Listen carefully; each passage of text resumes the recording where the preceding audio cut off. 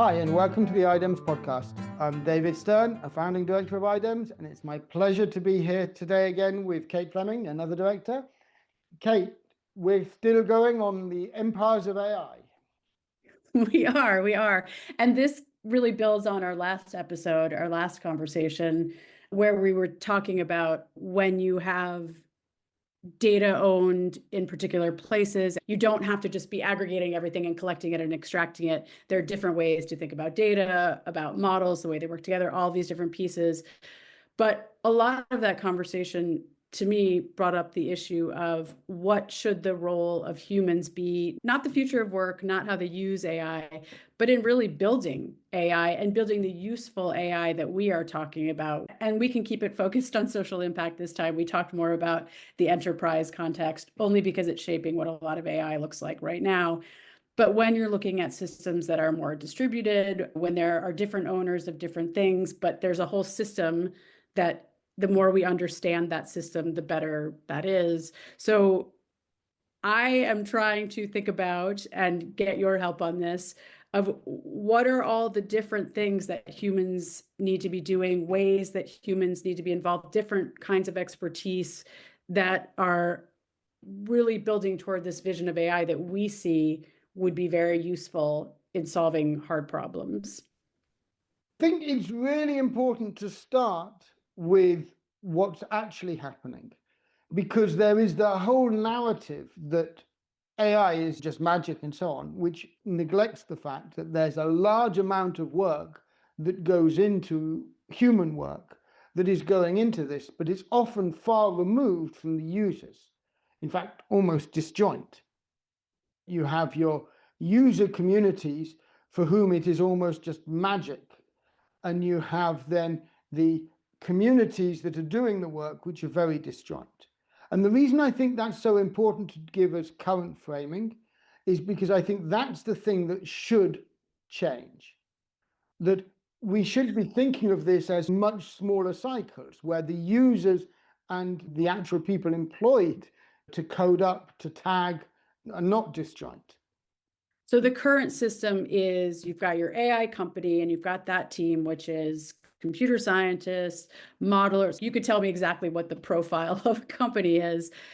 But then all of that tagging, grunt work, what is commonly known as reinforcement learning through human feedback, but is that process of assigning data meaning.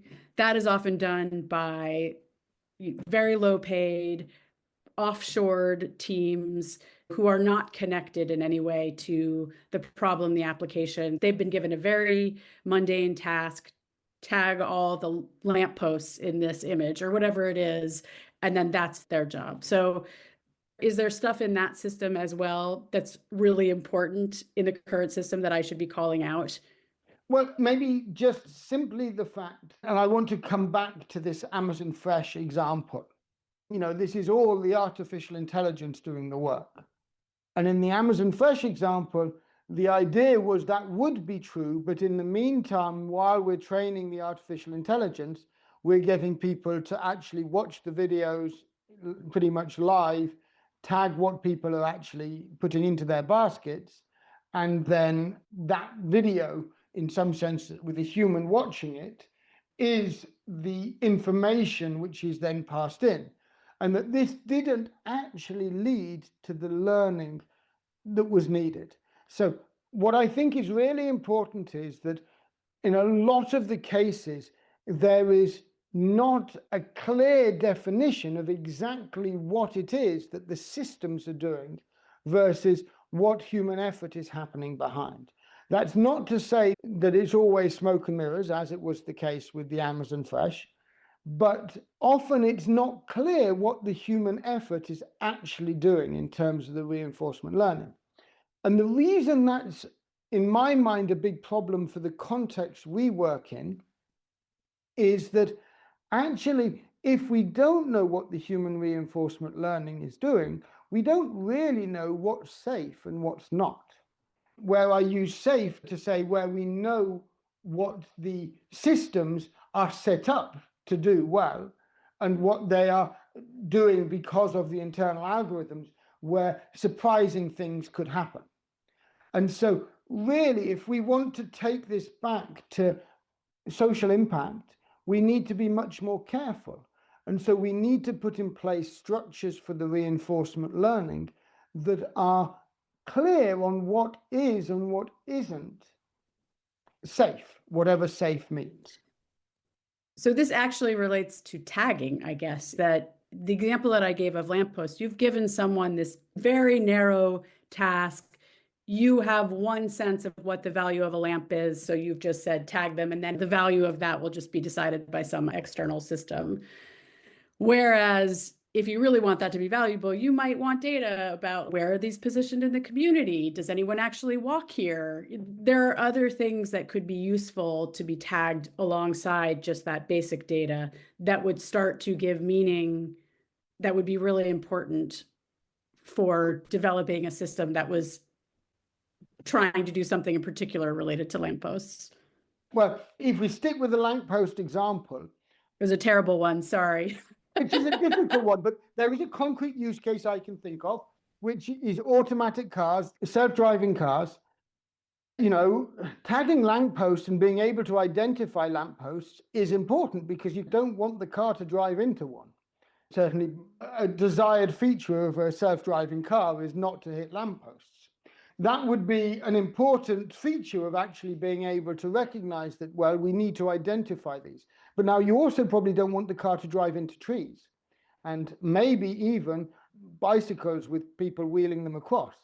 And the first case of a road death caused by a self-driving car was exactly that scenario, where the car just went straight through somebody walking a bicycle across a road because they didn't recognize it as something that needed action.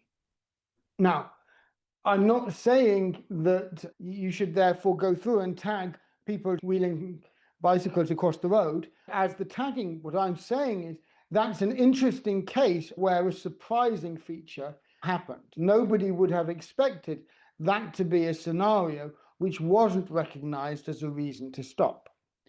And there have been really rather a large number and a growing amount of data around self-driving cars of these anomalies where suddenly a self-driving car accelerates in a way that is not expected or in a way that is counterintuitive and the opposite of what you would have expected in that road situation.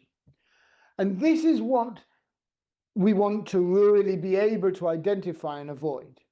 Now, self-driving cars are a really hard example, and you set me up for that with the light posts, but I think it's a good example which highlights this issue of, do you have control over the things that you want to be happening when you want it to be happening, and what is unknown?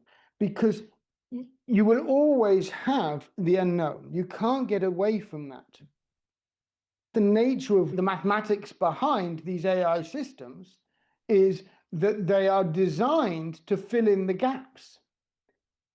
How they fill in the gaps, a lot of that depends on how we set up the human reinforcement learning. The things that we then are able to control are the things where there is good human reinforcement learning.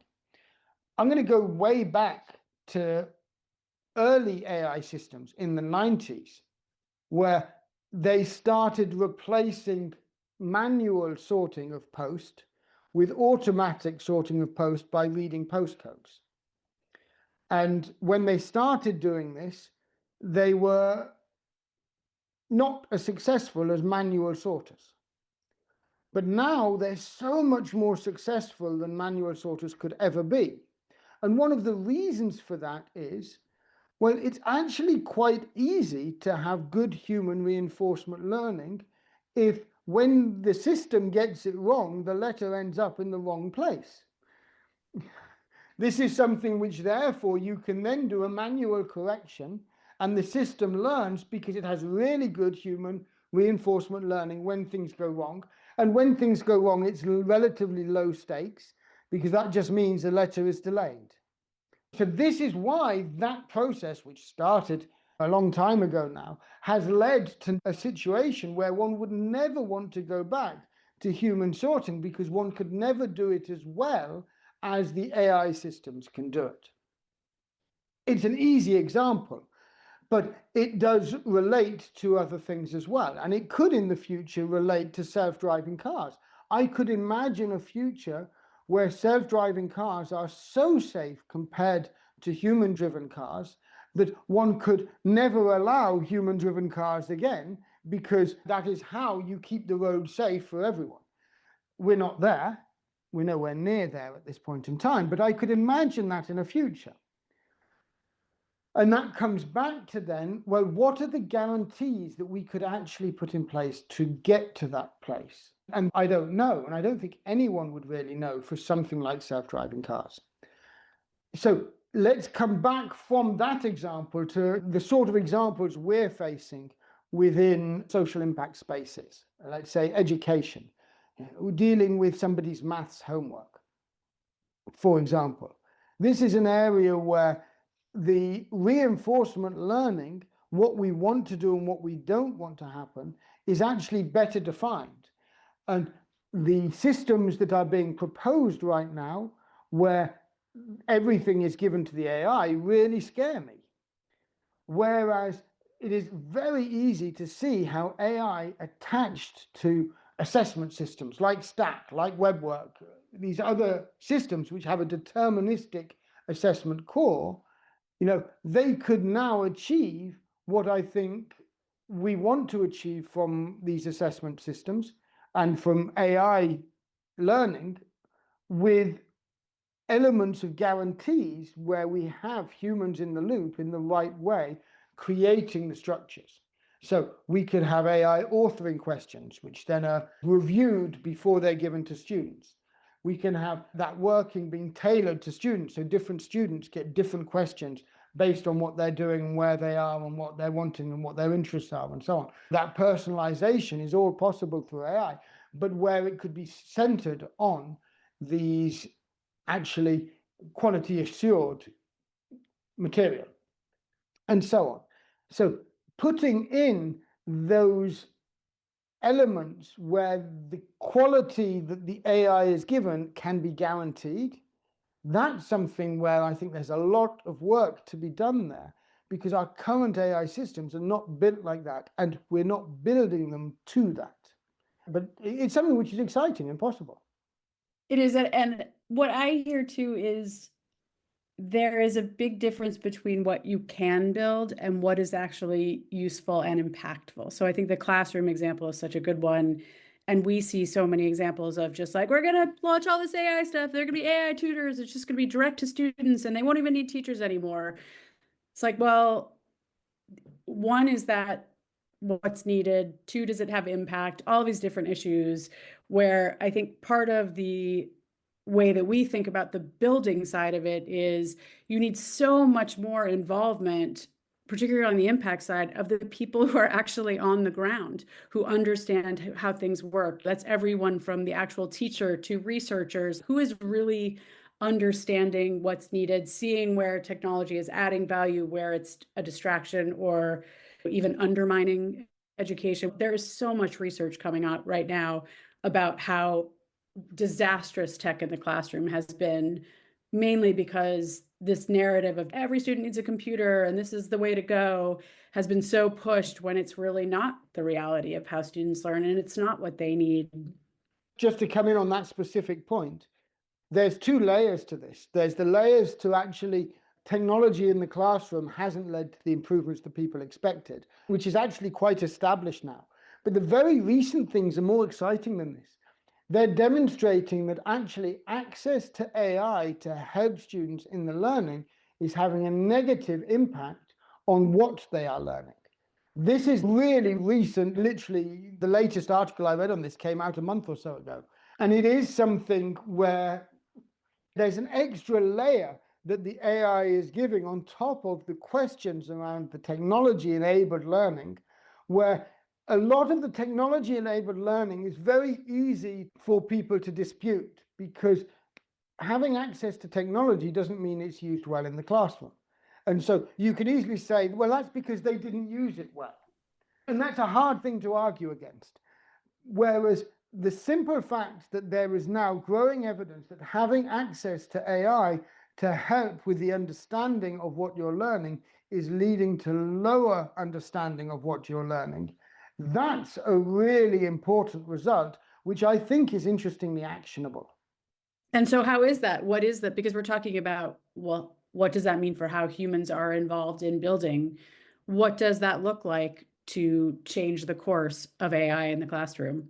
Well, I think the key thing is, and it comes back to what AI are people using? The AI that they're using are generalist AIs by and large. And so they take whatever they've got and they stick it into something which is a general AI system. And I think what this is indicating is if you're going to have AI in the classroom, you almost certainly want specialist AIs, that will do the job better, which can then be trained to have a pedagogically sound approach to the interaction with the students and with the learners. Because almost certainly the way that the AI is giving feedback, if it's leading to lower comprehension of the topics, it's related to how that information is then presented and how the students then interact with it. And so having a AI agent which is more specialized is the obvious response to that, where you can then try to actually study, well, what are the nature of the interactions which lead to improvements in student learning rather than distraction from student learning. So I think that points up that a big variable is we need, in the same way that a drug doesn't get launched to the market without clinical trials, without tests, there's a high bar to launch a new pharmaceutical product. It sounds like that should be the bar for technology in the classroom, and technology, I think we would argue, in other impact spaces. But there really needs to be research trials, evidence of impact, and rigorous trials. We see this a lot, and this actually came up in conversation with a mathematics educator who was enlisted by, I think it was an AI startup, to help on something. And she gave all of these recommendations. This is really problematic. This doesn't work. And then they kind of cherry picked her words. And she sees on their website that they say, oh, in collaboration with researchers, we developed this. And it's this twisting through this public relations, communications, massaging of truth to launch something out in the world that has the patina of impact and credibility, but is entirely lacking any real rigorous evidence. Is that the bar that we need to be working toward? The slight problem with that bar is that's a high bar to jump. And it's expensive. It is really expensive to do that. And therefore, at the moment, who has the money to do that and to try and make that happen? Well, it's probably exactly the tools that are not actually trying to, they're money-making tools rather than impact-focused tools, because the public dollar to do that is not really available. It would be wonderful if that was the way technology was being built, but it's difficult to imagine how we get there from where we are right now. And it's the classic example of where regulation favors the incumbents, because if you're a small startup, you don't have the money, you just can't navigate that system. And so it just reinforces that the same people are introducing the same kinds of innovation or whatever it is, but it just doesn't enable any sort of meaningful impact innovation from the margins. Yeah, this is exactly where these are really complex problems. I certainly don't disagree that I would love to have real evidence-focused approaches. But at the same time, the barriers that creates, they're non-trivial to navigate. It stifles innovation. How do we get the balance between those two? That's a really hard problem and hard question. One of the things that, of course, is possible and has been pushed towards this is, well, you can try to balance between those by sort of moving people towards open source, because then people can build from one another. But that doesn't work unless you actually have the incentives for people to build together rather than in isolation. A lot of this then comes back down to the incentives and the right incentives. Open source is a great idea. Implementation is really challenging. You make me think of the Global Parenting Initiative example. So the example out of Oxford, which is when they were starting Parent App, and I wasn't a part of items when this started. So this is just my recounting. Correct me if I am not remembering it entirely right. But one lane of their work was very rigorous, very researched. We move slowly. We don't watch anything without evidence of impact. And another lane was like, well, how are we going to figure out what people need unless we're getting it out there? We're starting to get feedback. A more traditional tech view, but with researchers very involved in analyzing that feedback, assessing, is this doing more good than harm? And then what ultimately happened is that those two lanes converged because they both brought really important insights, and validation, either on its own, would have been not as successful or not enough in the same way. So yeah, I guess that's it. The idea that there's always a one size fits all approach is just not the reality. It's really interesting looking at that now with, well, it's been over 6 years, 6.5 years of process on this. As you say, these multiple lanes that were at some points very distinct have merged back together, but are also distinct again in different ways. It is really interesting how important it was for that multi-lane approach. The research rigor, which was expensive and slow, but really effective, and the adaptive learning which came from the multiple small implementations of parent text. This was actually the app versus the chatbot. The app was slow and steady and the chatbot was fast and meeting people where they are. But both streams have been needed to be able to navigate. This comes back to a broader approach, which I don't think is recognized often enough, is that actually we need this diversity. There were different teams working on them. At one point, the only connection they had was through us, because we had connection between the people working on the two projects, and I myself was involved in both. But other than that, the two teams were almost totally disjoint, because as research teams, they were focusing on their intervention, their approaches. And yet it was only together that they've actually been able to navigate and get to where they are now. It's a really good example where this is complicated and we need these collaborative approaches and different approaches to be impactful.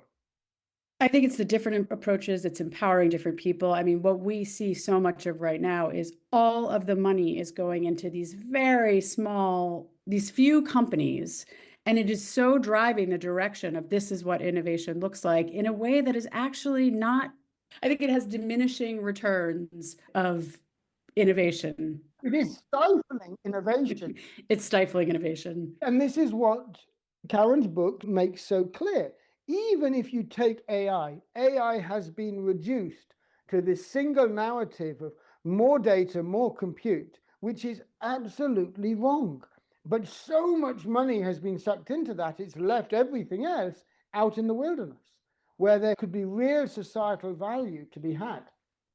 So to bring us back to the theme of this, who should be building? It's that so many different people need to be building. And so to break up that just throwing endless money, this is where we'll talk in some future episode about policy, about different things, like how do you incentivize that?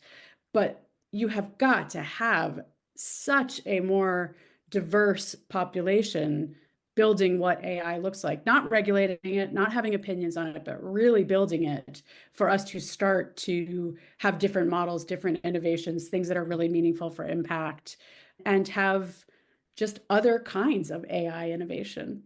But this is what's so exciting, and this is where the real opportunity lies, because really, if we forget about the AI of the AI empires and we think about the future of what AI should be, what it needs more than anything else is human capital.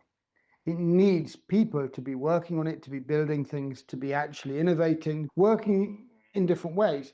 And human capital, well, this is the one thing which, if the current AI systems have their way, there's going to be a huge amount of unemployment. They're firing a lot of their staff, which means that human capital is the one thing which is increasingly available.